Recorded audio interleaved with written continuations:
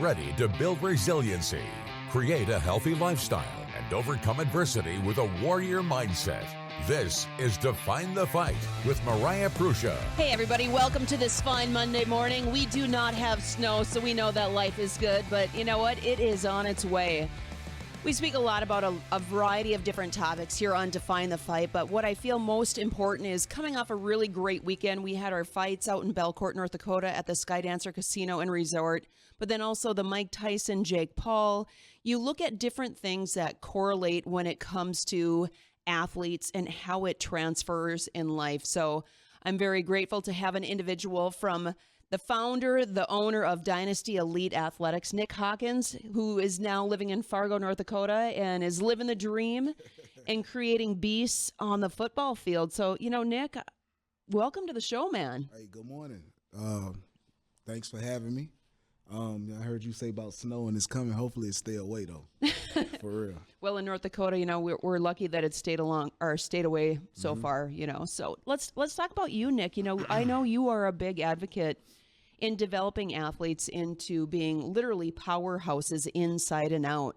Where did that stem from for you? Clearly you played sports, but what was that driving piece? It's like, hey, mindset is everything. I mean, it's starting off with me. You know, I'm from a small town in Louisiana, Zachary, by Baton Rouge. So just the difficulties I grew up in, I know I didn't want, you know, my sons or any other kids to grow up and go through that. And, you know, just wanted to be that role model and that advocate for the next generation that coming up, to be there for them, to help them navigate through life, navigate through sports, but at the same time, hold them accountable too.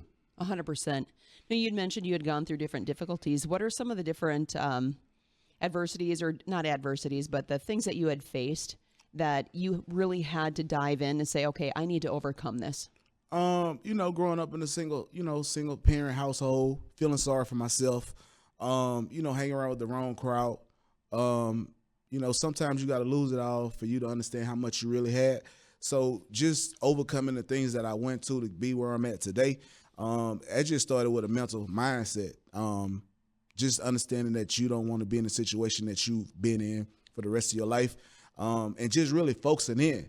Like seeing other people, like when I go home, I was just telling you when I'm, you know, planning on going for Christmas, when I see people that I went to high school with that's still doing the same thing, as if I was still there. Like that's just motivation and like let alone for me to just continue to push and, you know, continue to quest and just be that person and be that, you know, that father figure to these kids and just keep striving for greatness.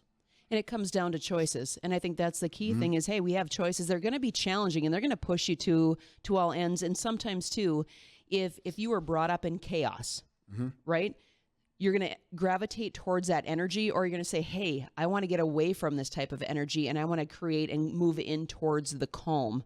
So what were some things for you, knowing, you know, at what age did you say, hey, I want something more? I believe more in myself that, hey, I want to step into something bigger, a larger purpose.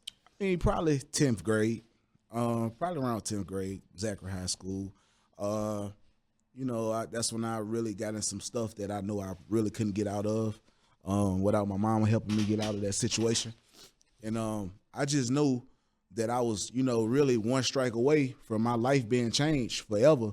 So you know, it was a wake up call, and from that point on, I had to really refocus and re-lock in on what I really wanted to do, and that was playing sports. That was playing football. And most people don't even know this. Baseball was my favorite sport growing up until I really got into like 9th grade. Like I was a baseball player, like heavy into baseball.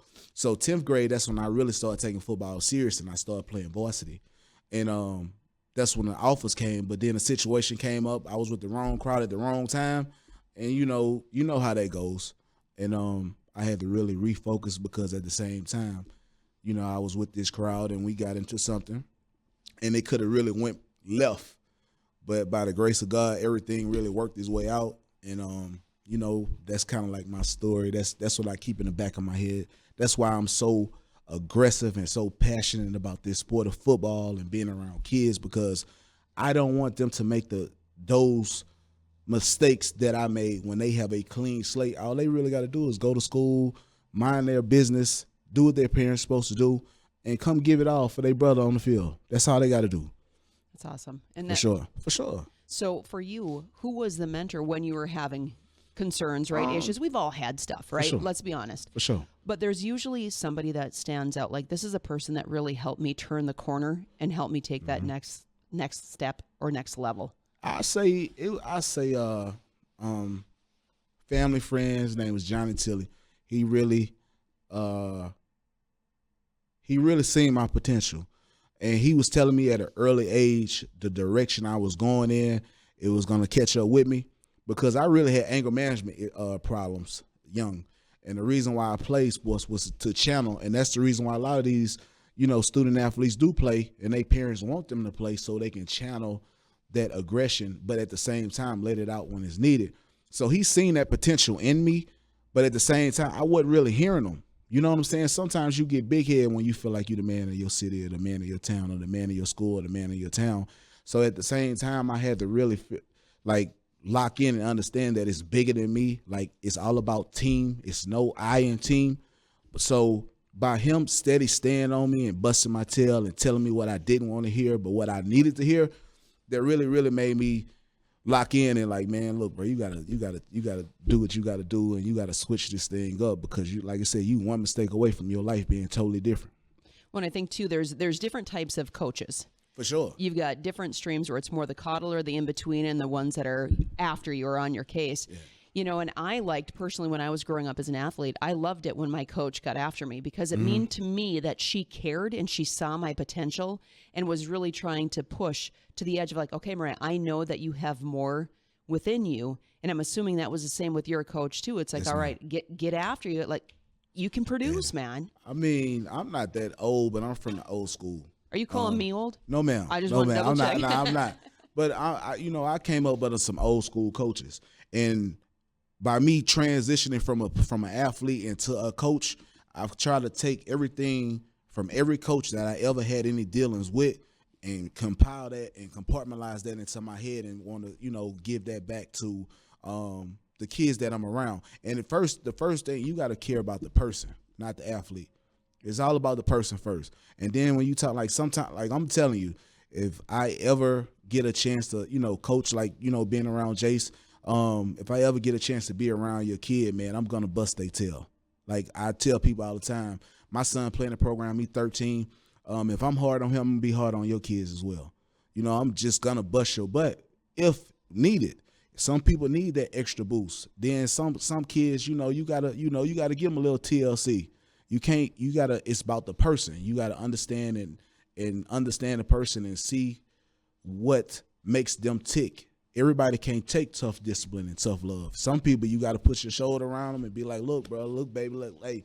But some of them, you got to bust their tail to let you, and that just light a fire under them, So, and we all come from different backgrounds. Everybody not used to the real passionate coaching. So it just comes down to adjusting and understanding each person as an individual. Well, and love shows up in different forms. For sure. I think that's the key thing is love. Yes, it can be, this soft energy, but it also can be hard energy too. Exactly. If you're soft on an individual their entire life, how do you expect them to overcome big challenges that they're going to face when they become and turn into an adult? And you see that a lot right now too, not just in sports, but in in life in general. Mm-hmm. There's some people that can be held to the fire, and then some that are going to be, in the next county. For sure. As far away as they possibly can. So, Nick, let's talk about Dynasty and, where did you start it directly in Fargo-Moorhead? Is that where the seed started? Yes, ma'am. It started here, April 2021. That's when it started. I had just moved up here from Atlanta, Georgia, where I was into the youth football world. And upon moving here, I was like, man, there wasn't too many options for that, competitive football. So I was like, it's competitive hockey, it's competitive basketball, AAU, softball, all of that. Why not bring something up here that those kids that need a little bit extra can compete and participate in? So it started in April 2021, and we started off with 2 teams. It was like 53 student athletes, and then it grew. You know what I'm saying? And really and truly, in year 2, it grew too fast. You know what I'm saying? Because sometimes, you know, when you in business and things like that, you don't want to grow too fast, or you want it to just maintain and sustain, but at the same time incline, but it spiked, like the COVID pandemic. So at the same time, it was great, but at the same time, when you're not prepared for it to grow, that it can bring some challenges, just like anything else. But at the same time, we didn't maintain and sustain it. We in year 4, and we still going. We still going strong. You know what I'm saying? Like I said, we still dealing with our difficulties. We know we're near perfect, but at the same time, we striving to be better than what we was yesterday. And that's what it's all about. I mean, we can strive for perfection, but the reality is we never hit it. Exactly. The goal is to keep lifting and elevating the bar to reach it. And that's a part of that mindset, that mind state, to be mentally strong. So you said in year 1 you started off with 2 teams. Where are you currently sitting? Because I know that when Jace had played, there was more than 2 teams. It was like 5 when Jace was there. So this year we was up. We joined a new league, the PYFL Premier Youth Football League, out of Minneapolis. So instead of having all of those teams, we only had 3 because we was playing dual ages. So we combined all of the teams into 3. So we had like a 10, a 12, and a 14. But at the same time, we don't really have any kids in our program that's 14. All of my babies, I started with 13. So they had to really play up. So we just combined all of that. I mean, sometimes you got to make adjustments for things that you want. Life may throw you a curveball. Shit, you got to, it's swing or miss, hit or be hit. So that's what we did, and it worked out pretty well, So with the kids that are currently playing, are the ones that started your program? Yeah, I got like this out 13U team right now. I got some babies that have been with us since we started. And you said you had mentioned something about going to Tennessee. Yeah, we leaving this week. We leave Wednesday. We leaving Wednesday. Some people leaving Wednesday. Some people leaving earlier. We leaving this week. We got invited to the Battle of Rocky Top in Gatlinburg, Tennessee. It's a national tournament. This is the first time our program has been this far. 2 weeks ago, we took the 12U to Sandusky, Ohio, for a tournament. But this one here, those student athletes did pretty well playing against other teams from the Midwest, the Detroit, Ohio, Indiana areas. But this 13U team, man, I want these kids to go out with a bang. They'll be freshmen next year in high school, so they going to Tennessee and they're going to be playing against teams from all over the United States, and some of these tournaments are invite only. I mean, we just thankful and blessed to get that invite, and we going down to show what North Dakota can do.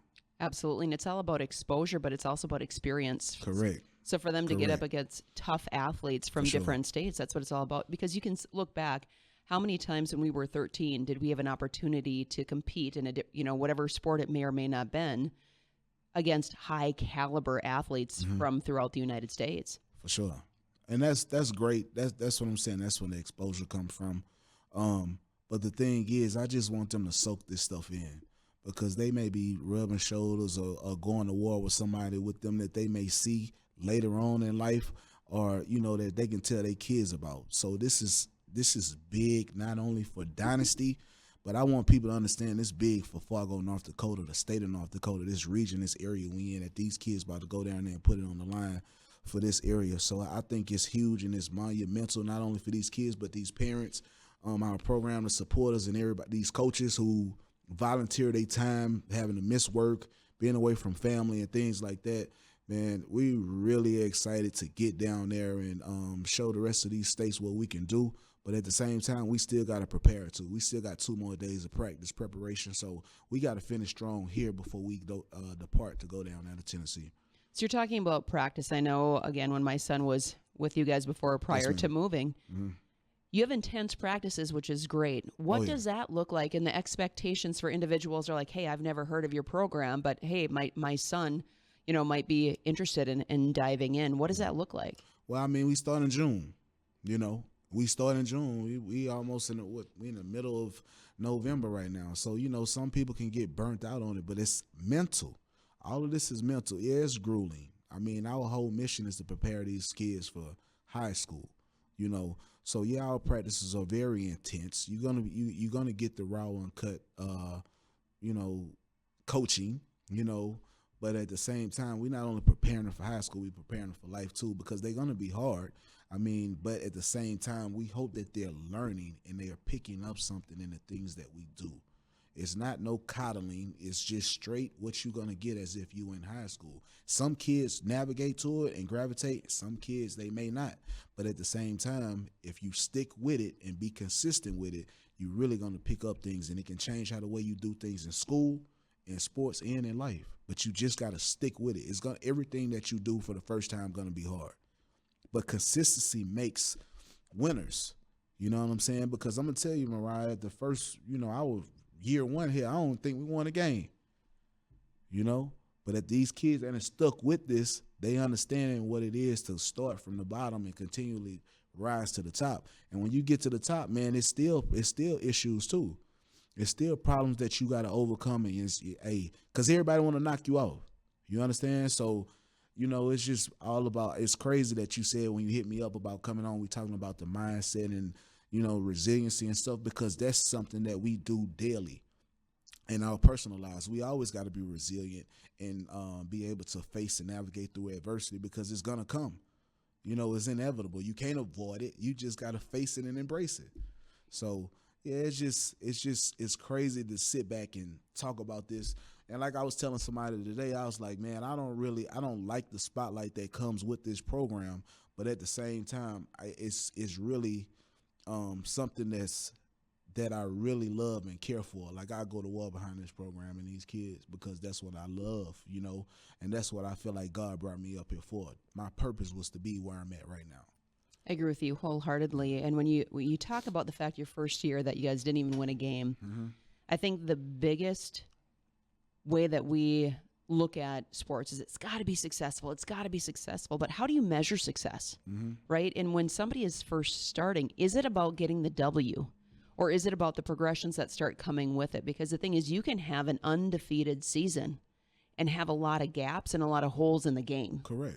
But if you don't build a strong foundation, and all of a sudden you're undefeated and then you get defeated, it's just going to take you backwards. Exactly. Whereas if you've got that foundation, all right, well, I might have to change out a board, right? Correct. But I can still build on that. And that's really what it's all about building a successful program, is making sure that you have those fundamental skills established, and then you start adding to those. Like you said, year one, it was a struggle. But year two, you started to put things together, and clearly now, look at you guys are going to Tennessee. You were invited. And that's a huge highlight in regards to what you're establishing within your program. And see, that's an attestment to these players and these parents, the ones that stuck with us, from the get-go. We had some kids this year that, they chose to go play middle school ball. Some left, some stayed. You know what I'm saying? Some starters that left, and, they wanted to go experience something else through middle school. We wished them well. But we had we brought in some new ones, and we had some ones that stayed. And they trust the process, and there's no knock on the ones that left. But at the same time, that was a part of the process. It's a part of the journey. It's going to be curveballs. It's going to be things that adversity and things that you're going to have to be resilient in. But at the same time, I'm just, like I said, I'm just so happy to be able to navigate through this journey, through this process with this program, and do it up here, because it's never been done. Right. I don't think a youth football program from the state of North Dakota has ever been 18 and a half hours to compete in a national event, But I don't think you're doing it, man. I mean, yeah, we got to get there first. 100%. We still got preparation to do. Well, and that's, the preparation never stops. For sure. It never stops. It never stops. You've got the preparation, and then, yes, you have the performance, and then you go back to the preparation again, and that's really the cycle of how it rolls. So what are some of the different keys that you feel are important? You're clearly working with strong athletes and developing stronger athletes. What are some key pieces to help develop a warrior mindset? Want to. You have to want it. You have to want it. Like you said, when I grew up, man, I stay going all day till the street lights come on. It wasn't no cell phone, social media. It was like, man, I'm at this person's house, I'm at that person's house, we in the backyard, we doing this. I think social media and cell phones have just taken over our young adults right now. This generation cannot go without that. And I'm going to be real, too. Some days I can't go without mine, But at the same, it's just come down to want to. And I think economically, it's not the same how it used to be. Like when me and you was growing up, like it ain't really a lot of activities for kids to do or want to partake in. Because at the same time, like shit, we got kids right now. We about to go to Tennessee. They working. So it's about want to, like, what are you involved in? And then you got the girl situation, the girl factor, so some of these, it's about want to. Some of these parents still understanding how to be a parent. So they not going to raise their kids to do the things how the way we came up on. So that's why they always in the house on the game or on the phone or doing things like that. So it's just times change. And I don't know how we get back to how the way it used to be pre-COVID. Mm-hmm. You spoke about the challenges and the different things too. And with parents, I know for myself too, is when you've got parents who are extremely driven also, it's trying to define and establish that balance. Yes, right? Ma'am. The balance between family and, putting food on the table. Sure. And defining what your true purpose is. How do you and Heidi define, family time and work and all of those different pieces of the puzzle? Man, I'm going to be real, man. I don't even know, because this stuff is like a full-time job. This is what people don't understand. Mm-hmm. Like, everybody feel like they got the mental capability to run an organization, a program, or whatever, or a business, however you want to put it. I'll never say a business. I'll say an organization, a program. But this is a 24/7, 365 operation. And it's a lot of things that's going on behind the scenes. So, yeah, you got to be able to multitask and balance. But sometimes, man, they be moving so fast that sometimes, man, you lose balance to make balance. To get balance, you lose it. So sometimes it's, subtraction, but addition to equal it out. So it's tough, but sometimes you get so caught up in it, you don't even, it's just like you just go with the flow. Mm-hmm. Because, like, 3:30 this morning where I'm up. Yep. I'm thinking about the day. It's Monday morning, 3:30 in the morning, I'm up. I'm ready. I'm already locked in on the day, on the week. This. Right now, I'm thinking about tonight, 6:30. This. So you got to be able to turn that switch on and off. But when you're dealing with other people's kids and not your own, then it's like that's a whole different other balance. Because then it comes with family, but then you have this other family you have to be able to balance too. So it ain't really no equal balance. It's just that you have to equal it out at the end. So then it all makes sense. And it's going to go in ebbs and flows. It's going to go in. Yes, ma'am. It is. Like checks and balances. It long as it equals out and everything adds up and the amount comes out to what it's supposed to be, that's what it's going to be. Now, we spoke about too, like, kids and building warrior mindsets. I think it's very important to understand that we as adults also have to make sure that we're following suit. So we have these expectations for our children on owning how they show up. Mm-hmm. And we as adults also have to do the same. So what are some of the different things that you do for yourself personally to develop a strong mindset? Incorporating, was it, daily habits, setting goals? What does that look like in your world? And then how do you transfer your habits to teach the kids that you work with? Real talk, I work out, and I just did a carnivore diet a few months ago. I love carnivore. To test myself mentally and physically. And I listen to other people. Like I watch podcasts. That stuff put me in that mode. It put my mind, it eased my mind when I'm dealing with something. I type in something on YouTube or what I'm going through, and I try to find a cast. I like Dion. I like what Dion be talking about, but at the same time, I like it's other people that I listen to. I may listen to Eric Thomas, E.T. I like him a lot. I listen to him. Some of that stuff, man, I listen to and that put me in that mode. They get me going. Or it may be some music. Mm-hmm. But at the same time, I'm Nick Hawkins. I'm from Zachary, Louisiana, 4250 Shaft Lane. I know where I've been from. I know where I came from. I will never forget where I came from and what I've been through. That keeps me going. I know I can't crash. These kids, I can't afford for these kids to see me crash. So I have to be mentally strong for them even when I feel like I'm losing it, I still got to be strong. I don't know if you get what I'm saying. I do. You know, so when you get to those moments where you feel like you're going to lose it, then what do you shift to? 3 deep breaths. Still what I tell them. Let's take 3 deep breaths and reset your mind, reset your body, and let's go. Let's do it. And I've been doing that since I've been coaching them. 3 deep breaths have really changed a lot of thought process from the beginning. If we adults can take 3 deep breaths and reset our mind and it'll reset our body, why can't the kids do it? 100%. We can't ask these kids to do anything that we're not willing to do or haven't done. So if we can do it and they help us out, hey, it's on. You know, we talk about kids too, but I think it's important for parents who are listening to this Yes. also is if you're expecting your child to be a positive role model, you know, athlete, so on and so forth, then we expect the same in regards to parenting, right? So Of course. again, when you own how you show up and you're coming to the games, and if you're the person that's yelling at the refs, you're doing this, so on and so forth, that's not your job. Exactly. Right? Your job is to be a positive mentor to your children and how you expect them to react in different situations in life, right? Sometimes you're going to be held to the fire, right? So what are you going to do when you're held to the fire? Or, you know, what does that look like? So, you know, I've coached and I know exactly, you know, you've got some parents that are great. A lot of parents are great, okay? It's just that you have some parents that live vicariously through their children. For sure. And then it's like, okay, hold on, let's just take a step back here. And like you said, let's take a deep breath. Let's take 3. What is rational? Now, are you speaking out of emotion, or are we actually looking at the situation from a clear perspective on, let's think rationally here. If you need to take 24 hours, let's take 24 hours. Let's revisit this. And what is the situation that you're really concerned with? And then we'll go from there. And then we'll figure out, you know, clearly there's a problem in your mind. Well, let's talk about a solution.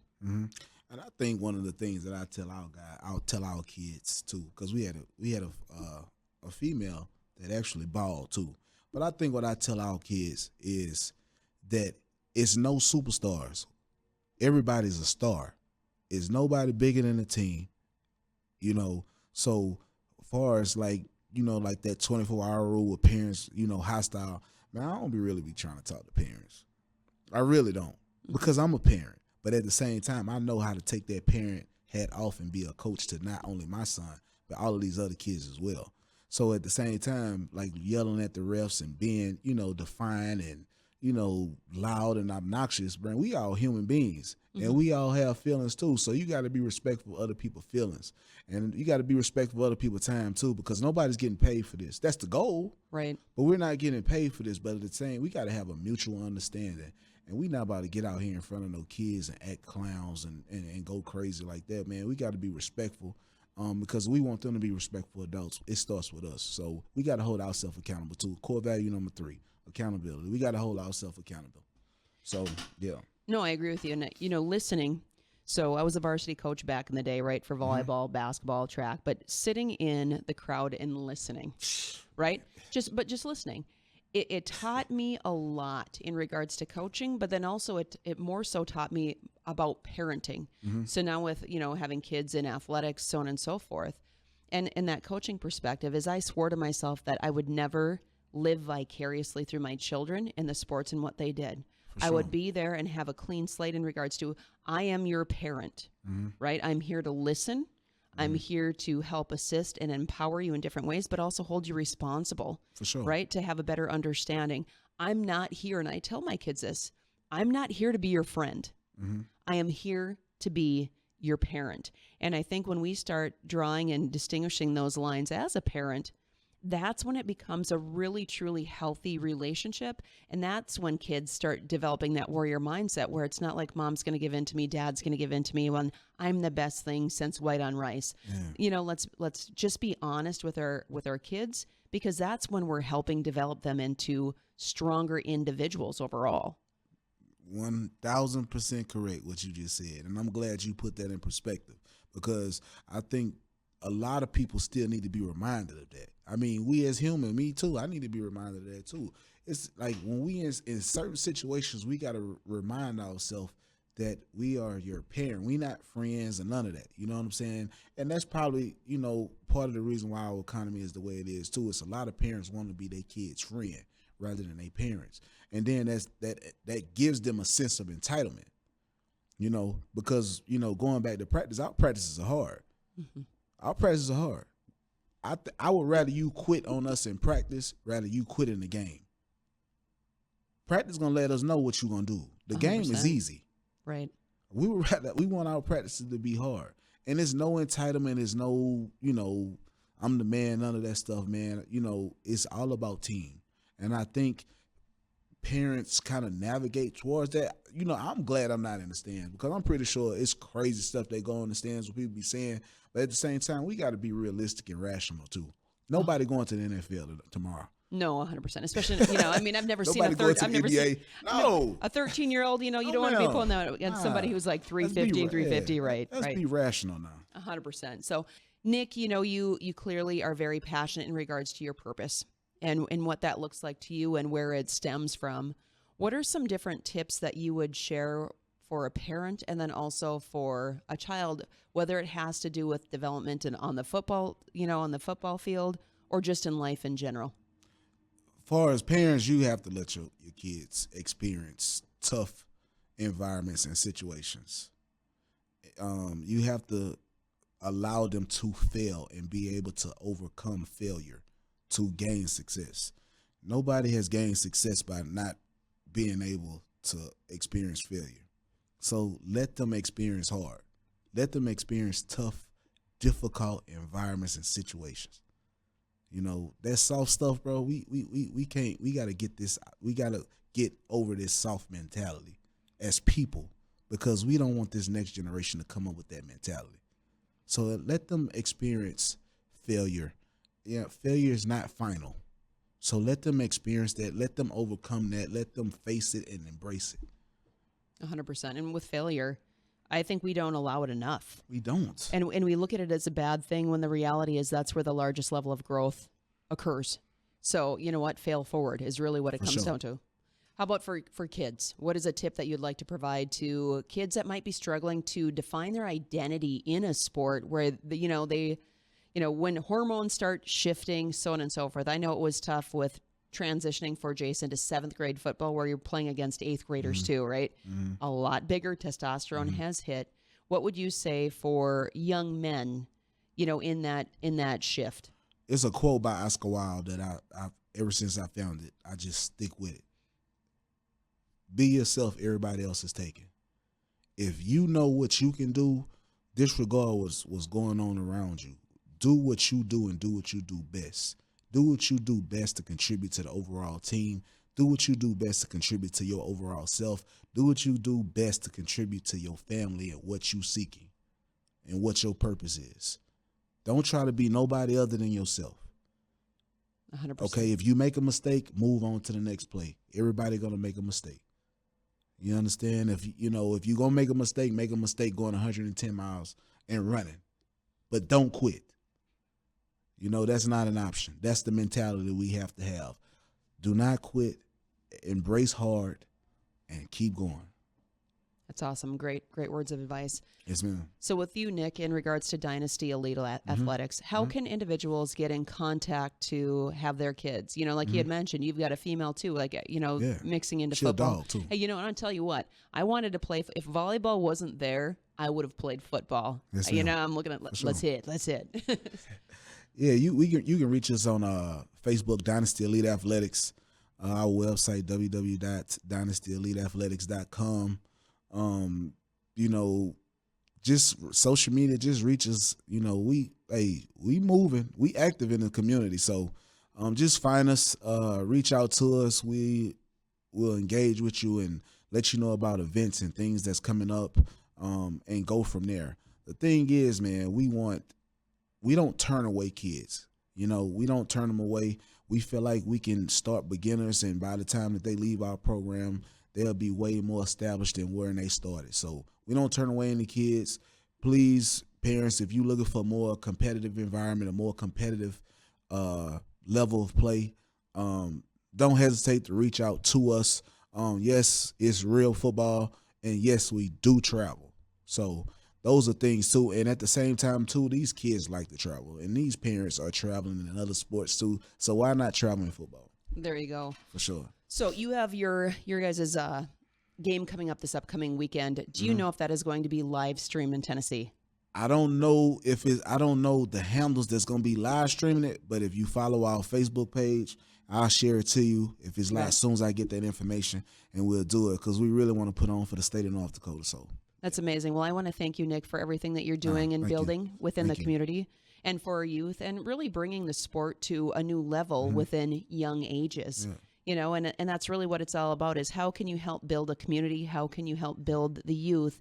And clearly you're very passionate about doing that. So I want to thank you again for making the time coming today, sharing your passion, and, you know, bringing it to light on what is going to be, not what was, what is going to be. I appreciate you and Define the Fight. Your whole mission, your purpose, and what you doing, bringing a lot of strength and awareness to the community as well. So we got to give you your flowers and your kudos as well. So I thank you. Thank you. You know, and when we look at life in general, we have to understand that the true leaders in life are going to be our children. So make sure that you're investing your time, your energy, your love to your kids. And if you don't have children, there's plenty of different ways that you can volunteer your time to help our youth.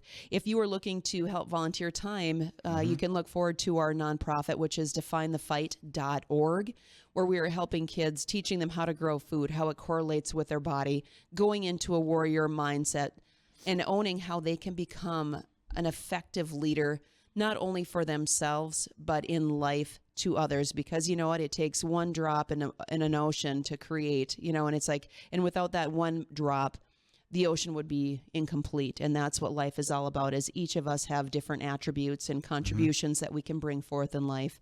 And why not link arms together? Because right now, I can say that our world needs each and every single one of us. So until next week, get out there and define your fight.